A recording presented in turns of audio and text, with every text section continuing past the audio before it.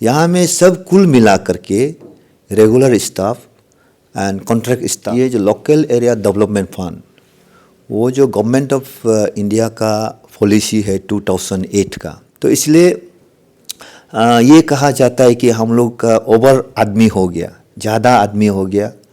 Sir, जैसे कल assembly में सुनने को मिला है, जो कि हमारा जो दोईमुख का जो एमएलए सर है, उन्होंने जो पारा हाइड्रो प्रोजेक्ट के ऊपर में कई सारे चीज़ को लेके बताया है। जैसे कि हो गया जो रेगुलर से होना था, जो वो नहीं हुआ है, तो कई सारा जो एलिगेशन जो आप लोगों के ऊपर में लगाया गया है। और सुनने में ये भी आ रहा है कुछ 100 या 50% जो कुछ लोग हैं जो मिट्टी डोनर किया है प्रोजेक्ट के लिए, तो उनको जो है किसी लोग को नौकरी नहीं दिया है और किसी को जो रेगुलेशन अभी तक नहीं हुआ है, तो इसका पर आप क्या बोलना चाहेंगे सर? सबसे पहले मैं सगाली न्यूज़ आपको स्वागत करता है और थैंक यू बोलता है कि आज आप सुबह ऑन 13 मार्च 2025 में आके मुझे इंटरव्यू के लिए और एक अभी का क्वेश्चन जो कल जो हॉनरेबल एमएलए नाम विवेक दोईमुख 14 कॉन्स्टिट्यूंसी का जो कुछ बातें असेंबली में बोला है, उसी को क्लैरिफिकेशन के लिए आप आया है।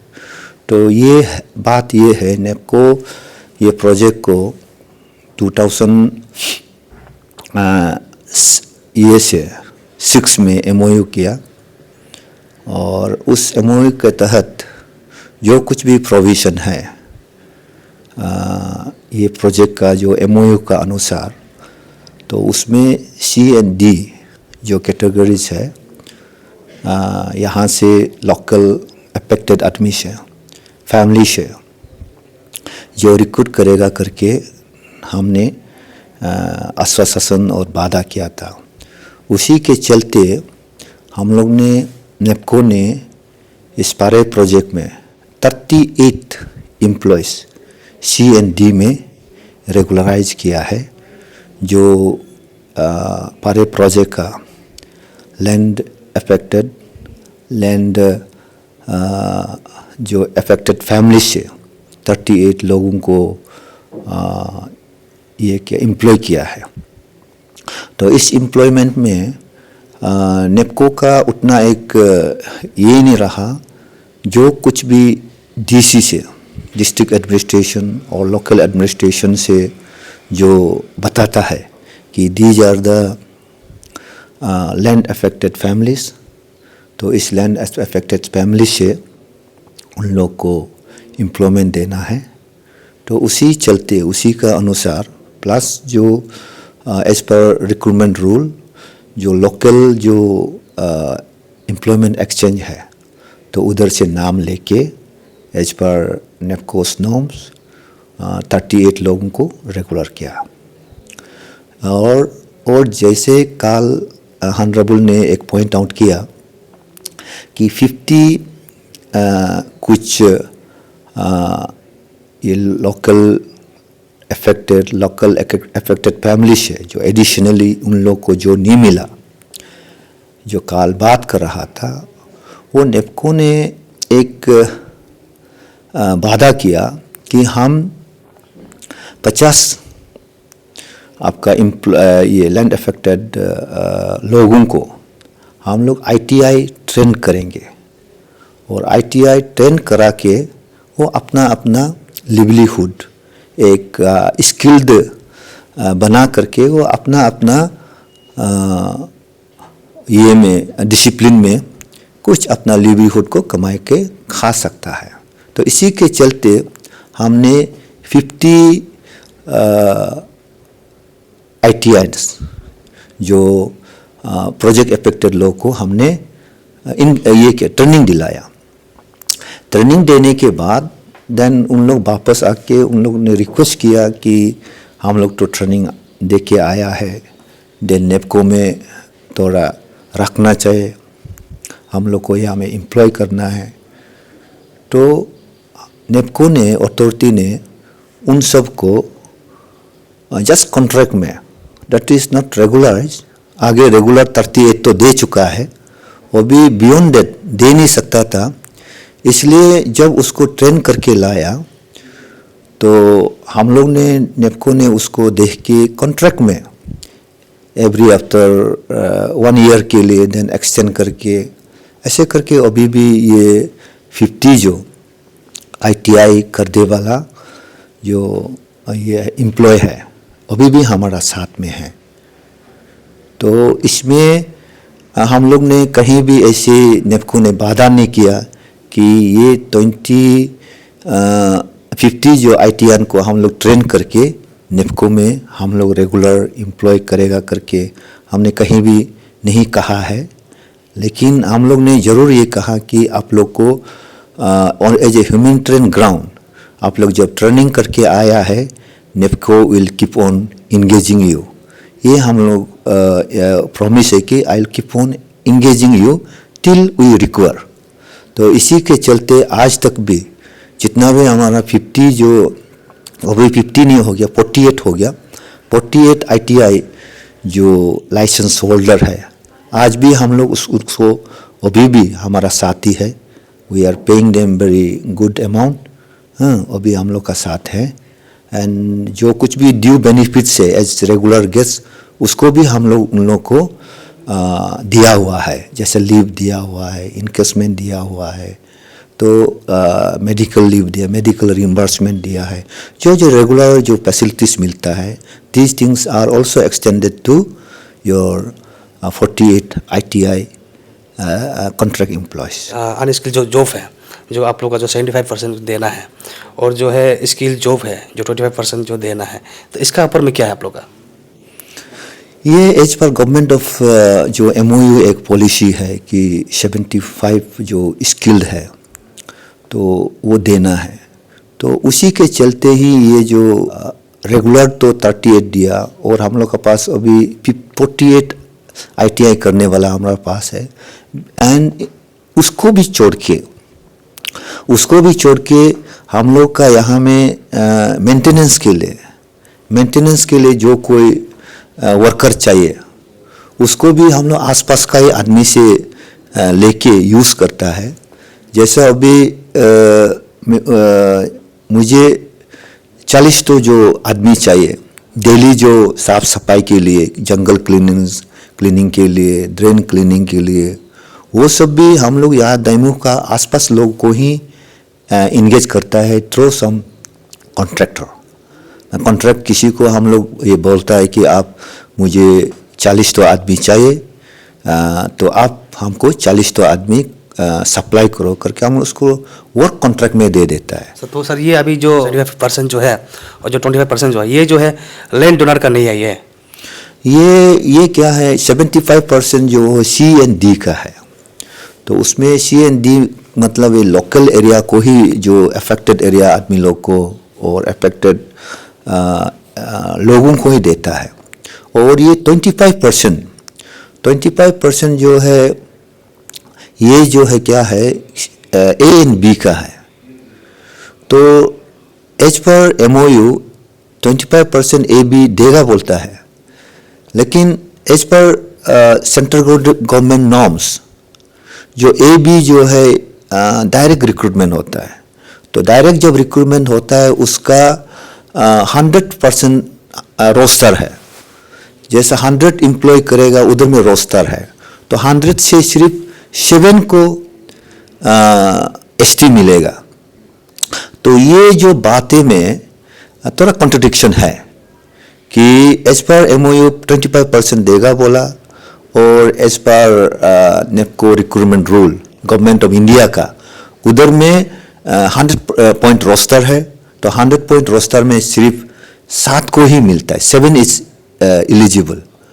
तो इसके लिए government of Arunachal Pradesh and government of India वो मिलके ये बात को डिस्कस कर सकता है कि कैसा इस बीच में माने सॉल्यूशन आएगा and that should be discussed among the government, state government and central government.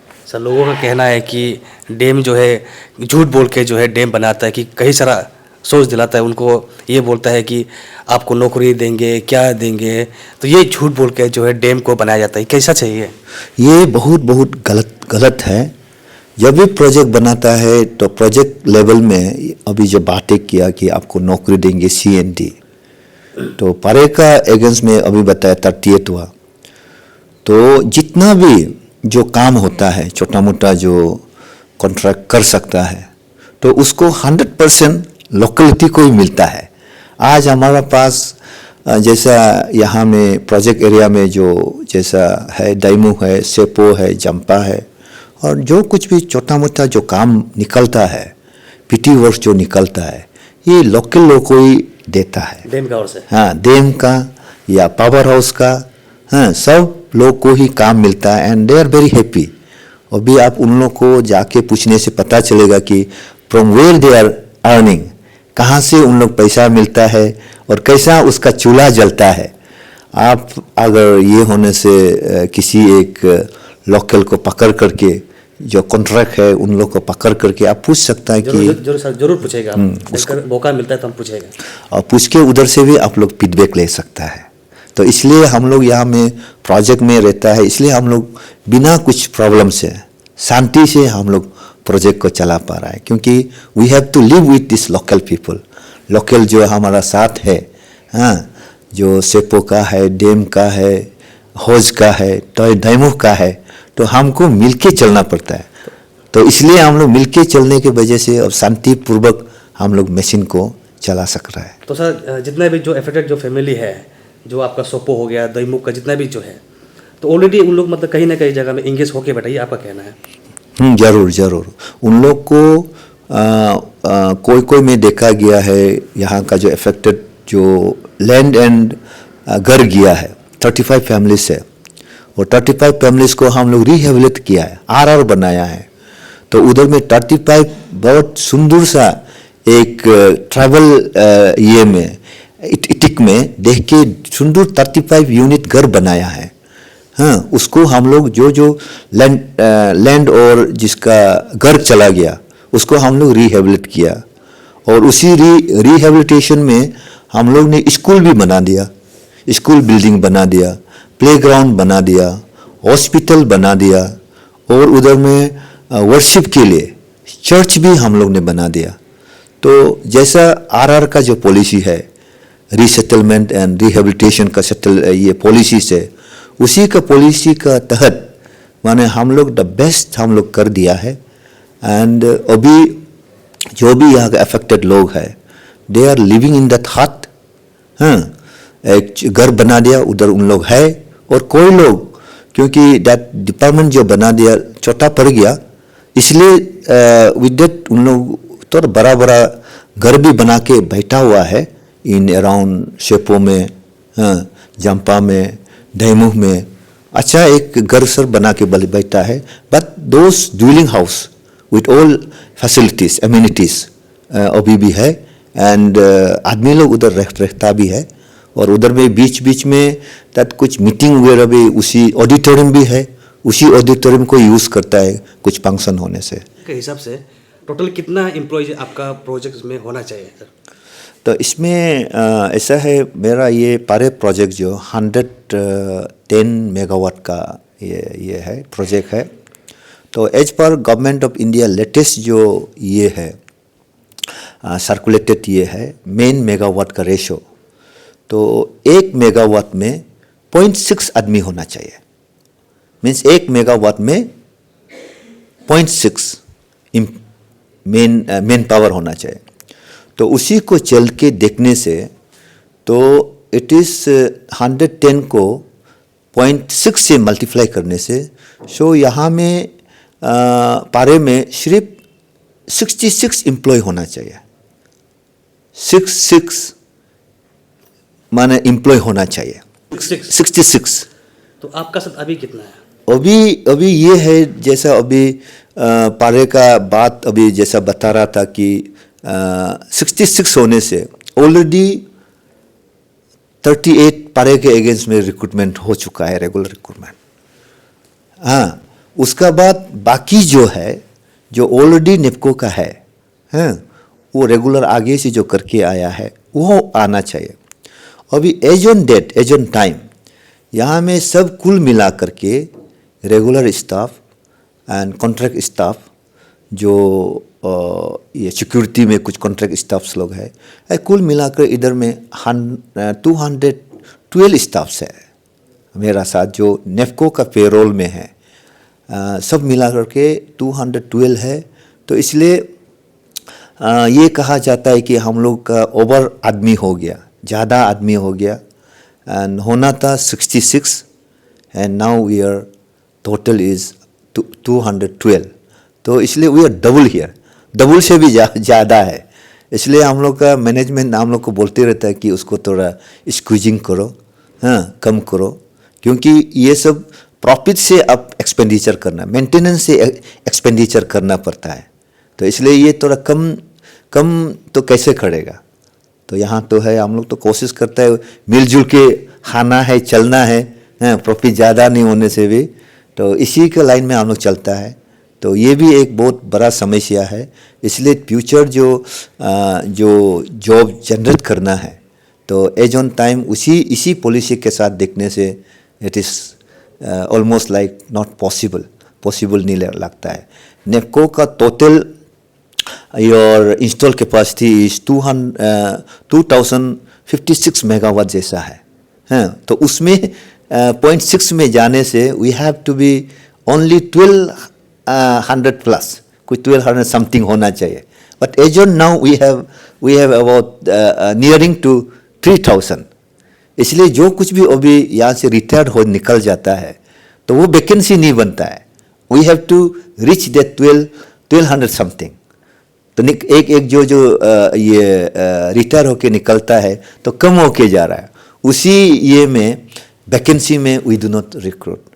This is the target that government of India has given आज, दैट उसको 0.6 में लाना चाहिए पर मेन मेगावाट का रेशो में। लोकल एरिया डेवलपमेंट जो fund होता है वो आप कितना परसेंट करके जो लोगों को आप देते हैं?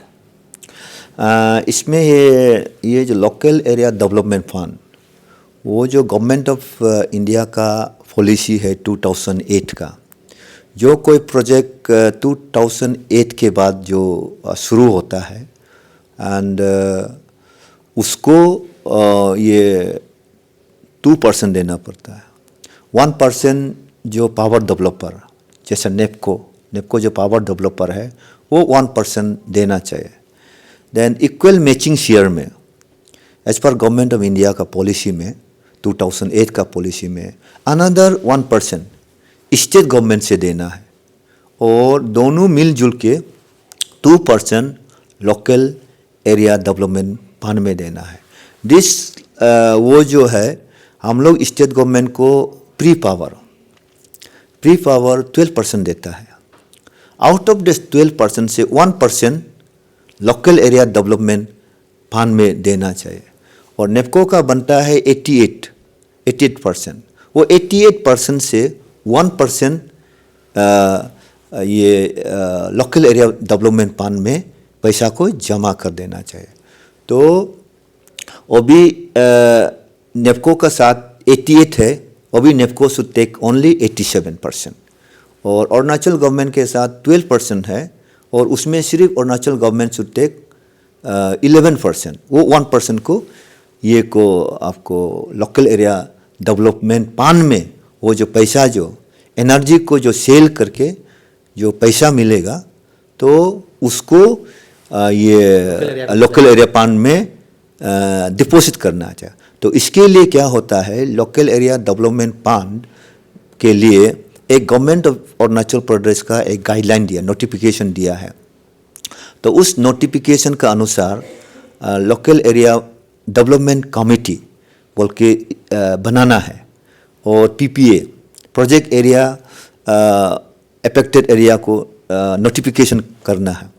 तो पारे के लिए अभी लोकल एरिया डेवलपमेंट कमेटी बन चुका है एंड एचओपी ये ऑफिस जो है as an HOP is member secretary है और उसके साथ में आपको DC is the chairman and HOP is the member secretary and इसमें जिला ZPMs will be the member and your एक मेल एक फीमेल फ्रॉम अफेक्टेड फैमिली से उस कमिटी में रहना है. And our honourable MLAs and MP will be the invitees for that meeting. कुछ भी मीटिंग, इस रुपया को कहाँ में खर्चा करना है, क्या करना है, ये एक कमिटी मेंबर बैठ के and your MLA and your MPs को इनवाइटीज लेके तो उस मीटिंग में डिसाइड करके कैसा उसको इम्प्लीमेंट करना चाहिए as per government of the India जो नोटिफिकेशन है एंड उसी को इम्प्लीमेंट करना है. तो अभी तक वी हैव ऑलरेडी नेपको जो लोकल एरिया डेवलपमेंट प्लान में कमिटी में ऑलरेडी बैंक अकाउंट होल्ड दिया है और नेपको का जो कुछ थोड़ा पैसा था ऑलरेडी नेपको का तरफ से डिपॉजिट कर दिया है. वो भी बैंक अकाउंट में है, पैसा अकाउंट में है. और स्टेट गवर्नमेंट का शेयर को देना था और कुछ पैसा जो है स्टेट गवर्नमेंट के पास जो नेपको का शेयर था उस वक्त नेपको ये जो कमिटी का जो अकाउंट है जो ओपन नहीं किया था, इसलिए वो पैसा को डिपॉजिट कर नहीं पाया. तो इसलिए वो जो एनर्जी का, not in the terms of money, in terms of energy हम लोग ने उसको स्टेट गवर्नमेंट को दिया हुआ है. और भी स्टेट गवर्नमेंट वो जो नेपको का जो एनर्जी रूप में जो स्टेट गवर्नमेंट को दे के रखा, नंबर 1. और जो अपना जो शेयर 1% वो भी स्टेट गवर्नमेंट से देना चाहिए. ये लोकल एरिया डेवलपमेंट कमिटी का अकाउंट में, पान में उसको डिपॉजिट करना है. इसके लिए हम लोग यहाँ अभी as an your member secretary and as a chairman of your this committee DC sir, already we have communicated to state government कि ये पैसा हम लोग एज पर गाइडलाइन ये किया है, आपको बैंक अकाउंट भी खोल दिया है, इस बैंक अकाउंट में उसको जमा करना है. And as per I know is कि रिसेंटली स्टेट योर एक कमिटी, स्टेट मॉनिटरिंग कमिटी भी है टू मॉनिटर दिस फंड और स्टेट में भी एक कमिटी है. तो recently they had a meeting कि कैसा पैसा को इस अकाउंट में जमा करेगा. दे हैड ए मीटिंग, उसी का आउटकम को अभी तक पता नहीं. Will go in ask and ऐसा करके when we get it all money, सब पैसा अकाउंट में आ जाएगा, then will have a meeting with Panchayat Raj and with honourable MLA and committee बैठ के will decide which work has to be done, किस किस काम को करेंगे, हाँ, और कौन प्रायोरिटाइज है. ऐसा करके हम will be start working on this. Thank you.